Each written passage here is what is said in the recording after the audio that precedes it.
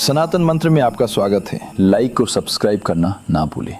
देवराज सेव्यमान पावनांग्रि पंकजं व्यालयज्ञ सूत्रमिन्दुशेखरं कृपाकरं नारदादि योगी वृंद वंदितं दिगंबरं काशिकापुराधिनाथ काल भैरवं भजे। भानुकोटि भास्वरं भवब्धितारकं परं नीलकण्ठमीप्सितार्धदायकं त्रिलोचनं कालकालमम्बुजाक्षमक्षशूलमक्षरं काशिकापुराधिनाथ कालभैरवं भजे। शूलटङ्कपाशदण्डपाणिमादिकारणं श्यामकायमादिदेवमक्षरं निरामयं भीमविक्रमं प्रभुं विचित्रताण्डवप्रियं काशिकापुराधिनाथ कालभैरवं भजे। भुक्तिमुक्तिदायकं प्रशस्तचारुविग्रहं भक्तवत्सलं स्थिरं समस्तलोकविग्रहं निग्वणन् मनोज्ञहेम किंकिनीलसत्कटिं काशिकापुराधिनाथ कालभैरवं भजे।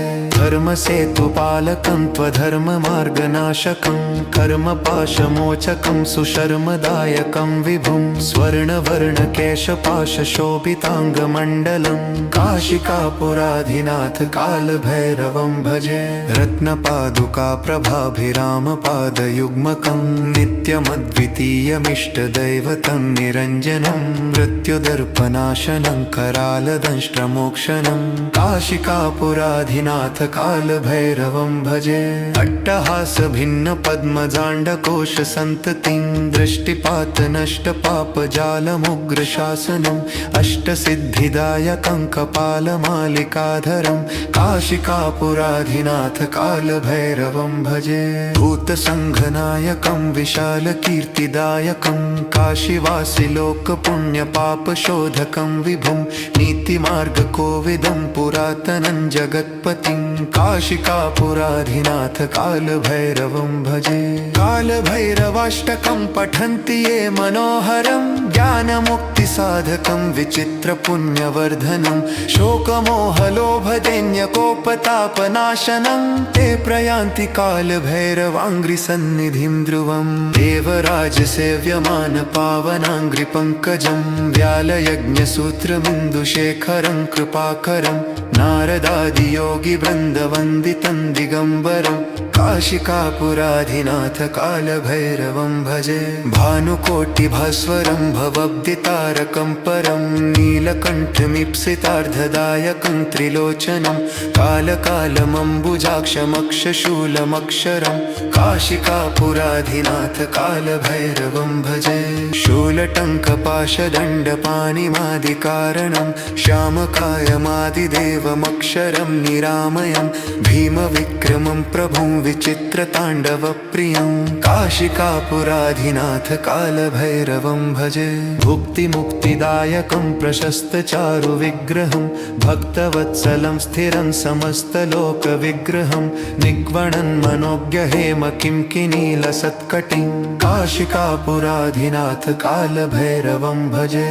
धर्मसेतुपालकं त्वधर्ममार्गनाशकं कर्मपाशमोचकं सुशर्मदायकं विभुं स्वर्णवर्णकेशपाशशोभिताङ्गमण्डलं काशिकापुराधिनाथ कालभैरवं भजे।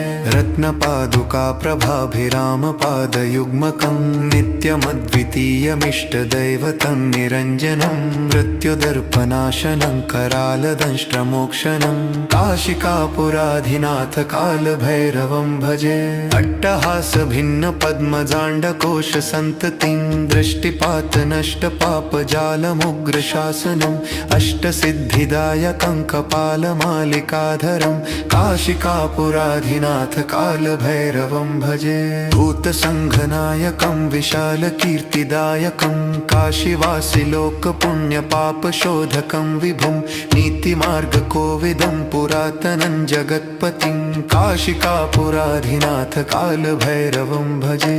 कालभैरवाष्टकं पठन्ति ये मनोहरं मनोहरं ज्ञानमुक्तिसाधकं विचित्रपुण्यवर्धनं शोकमोहलोभदैन्यकोपतापनाशनं ते प्रयान्ति कालभैरवाङ्घ्रिसन्निधिं ध्रुवम् देवराजसेव्यमानपावनाङ्घ्रिपङ्कजं व्यालयज्ञसूत्रमिन्दुशेखरं कृपाकरं नारदादियोगिवृन्दवन्दितं दिगम्बरं काशिकापुराधिनाथ कालभैरवं भजे भानुकोटिभास्वरं भवब्धितारकं परं नीलकण्ठमीप्सितार्धदायकं त्रिलोचनं कालकालमम्बुजाक्षमक्षशूलमक्षरं काशिकापुराधिनाथ कालभैरवं भजे शूलटङ्कपाशदण्डपाणिमादिकारणं श्यामकायमादिदेवमक्षरं निरामयं भीमविक्रमं प्रभुं विचित्रताण्डवप्रियं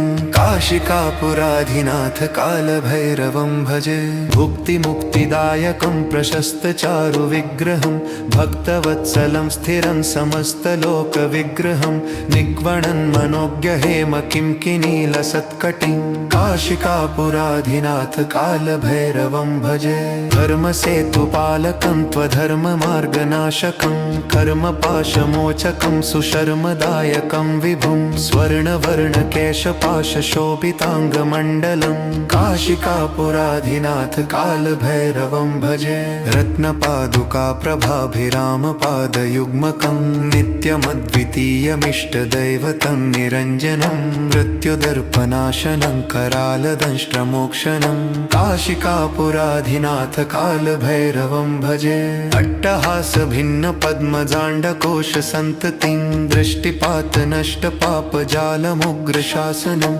अष्टसिद्धिदायकं कपालमालिकाधरं काशिकापुराधिनाथ कालभैरवं भजे भूतसङ्घनायकं विशालकीर्तिदायकं काशीवासिलोकपुण्यपापशोधकं विभुं नीतिमार्गकोविदं पुरातनं जगत्पतिं काशिकापुराधिनाथ कालभैरवं भजे कालभैरवाष्टकं पठन्ति ये मनोहरं ज्ञानमुक्तिसाधकं विचित्रपुण्यवर्धनं शोकमोहलोभदैन्यकोपतापनाशनं ते प्रयान्ति कालभैरवाङ्घ्रिसन्निधिं ध्रुवम् देवराजसेव्यमानपावनाङ्घ्रिपङ्कजं व्यालयज्ञसूत्रमिन्दुशेखरं कृपाकरं नारदादियोगिवृन्दवन्दितं दिगम्बरं काशिकापुराधिनाथ कालभैरवं भजे भानुकोटिभास्वरं भवब्धितारकं परं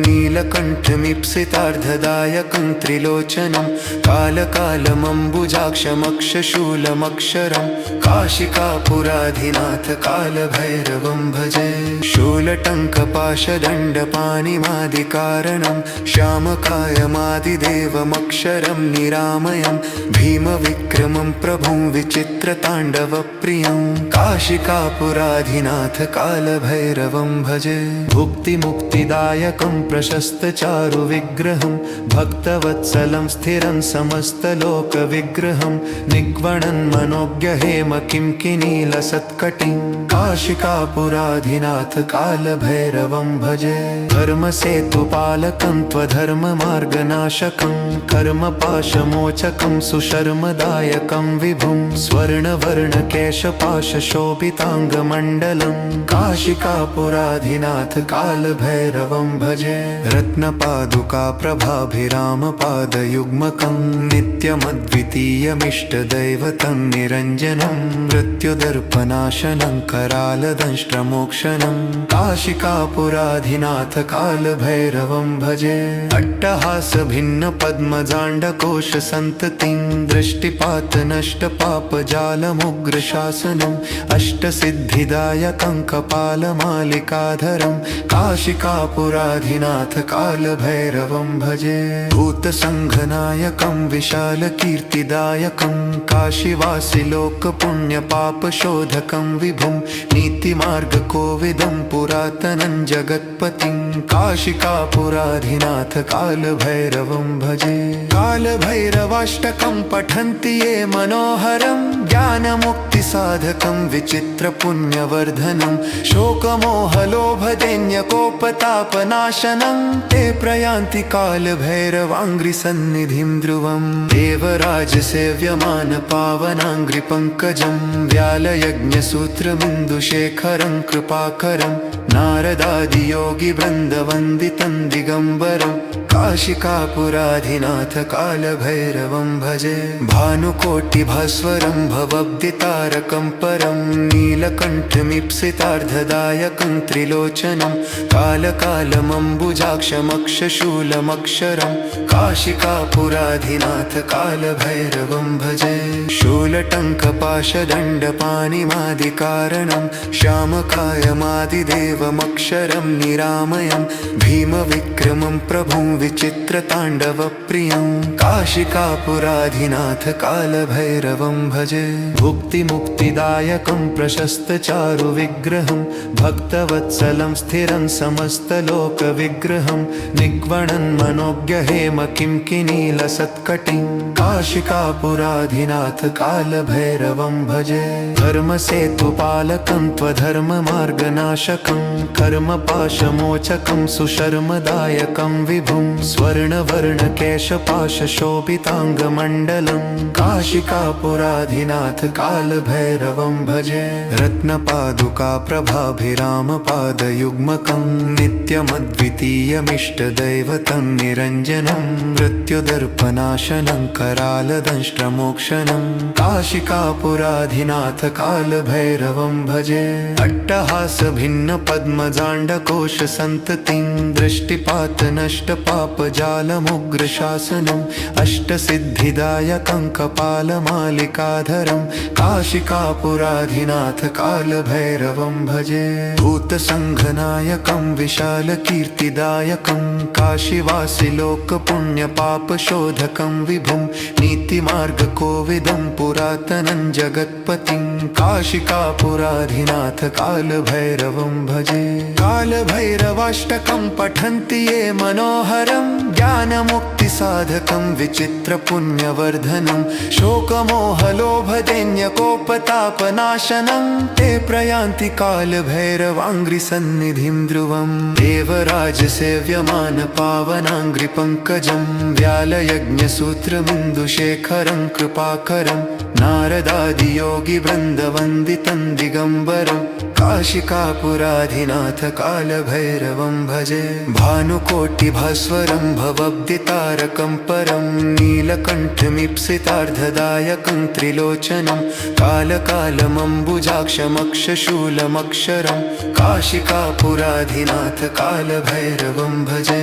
शूलटङ्कपाशदण्डपाणिमादिकारणं श्यामकायमादिदेवमक्षरं निरामयं भीमविक्रमं प्रभुं विचित्रताण्डवप्रियं काशिकापुराधिनाथ कालभैरवं भजे भुक्तिमुक्तिदायकं प्रशस्तचारुविग्रहं भक्तवत्सलं स्थिरं समस्तलोकविग्रहं निग्वणन्मनोज्ञहेम किंकिनीलसत्कटिं काशिकापुराधिनाथ कालभैरवं भजे धर्मसेतुपालकं त्वधर्ममार्गनाशकं कर्मपाशमोचकं सुशर्मदायकं विभुं स्वर्णवर्णकेशपाशशोभिताङ्गमण्डलं काशिकापुराधिनाथ कालभैरवं भजे रत्नपादुका प्रभाभिरामपादयुग्मकं नित्यमद्वितीयमिष्टदैवतं निरञ्जनं मृत्युदर्पनाशनं करालदंष्ट्रमोक्षणं काशिकापुराधिनाथ कालभैरवं भजे अट्टहासभिन्नपद्मजाण्डकोशसन्ततिं दृष्टिपातनष्टपापजालमुग्रशासनम् अष्टसिद्धिदायकं कपालमालिकाधरं काशिकापुराधिनाथ कालभैरवं भजे भूतसङ्घनायकं विशालकीर्तिदायकं काशीवासिलोकपुण्यपापशोधकं विभुं नीतिमार्गकोविदं पुरातनं जगत्पतिं काशिकापुराधिनाथ कालभैरवं भजे कालभैरवाष्टकं पठन्ति ये मनोहरं ज्ञानमुक्तिसाधकं विचित्रपुण्यवर्धनं शोकमोहलोभदैन्यकोपतापनाशनं ते प्रयान्ति कालभैरवाङ्घ्रिसन्निधिं ध्रुवं देवराजसेव्यमान पावनाङ्घ्रिपङ्कजं व्यालयज्ञसूत्रमिन्दुशेखरं कृपाकरं नारदादियोगिवृन्दवन्दितं दिगम्बरं काशिकापुराधिनाथ कालभैरवं भजे भानुकोटिभास्वरं भवब्दितारकं परं नीलकण्ठमीप्सितार्धदायकं त्रिलोचनं कालकालमम्बुजाक्षमक्षशूलमक्षरं काशिकापुराधिनाथ कालभैरवं भजे शूलटङ्कपाशदण्डपाणिमादिकारणं श्यामकायमादिदेवमक्षरं निरामयं भीमविक्रमं प्रभुं विचित्रताण्डवप्रियं काशिकापुराधिनाथ कालभैरवं भजे भुक्तिमुक्तिदायकं प्रशस्तचारुविग्रहं भक्तवत्सलं स्थिरं समस्तलोकविग्रहं निग्वणन्मनोज्ञहेम किंकिनीलसत्कटिं काशिकापुराधिनाथ कालभैरवं भजे धर्मसेतुपालकं त्वधर्ममार्गनाशकं कर्मपाशमोचकं सुशर्मदायकं विभुं स्वर्णवर्णकेशपाशशोभिताङ्गमण्डलं काशिकापुराधिनाथ कालभैरवं भजे रत्नपादुकाप्रभाभिरामपादयुग्मकं नित्यमद्वितीयमिष्टदैवतं निरञ्जनं मृत्युदर्पनाशनं करालदंष्ट्रमोक्षणं काशिकापुराधिनाथ कालभैरवं भजे अट्टहासभिन्नपद्मजाण्डकोशसन्ततिं दृष्टिपातनष्टपापजालमुग्रशासनम् अष्टसिद्धिदायकं कपालमालिकाधरं काशिकापुराधिनाथ कालभैरवं भजे भूतसङ्घनायकं विशालकीर्तिदायकं काशीवासिलोकपुण्यपापशोधकं विभुं नीतिमार्गकोविदं पुरातनं जगत्पतिं काशिकापुराधिनाथ कालभैरवं भजे कालभैरवाष्टकं पठन्ति ये मनोहरं ज्ञानमुक्तिसाधकं विचित्रपुण्यवर्धनं शोकमोहलोभदैन्यकोपतापनाशनं ते प्रयान्ति कालभैरवाङ्घ्रिसन्निधिं ध्रुवम्।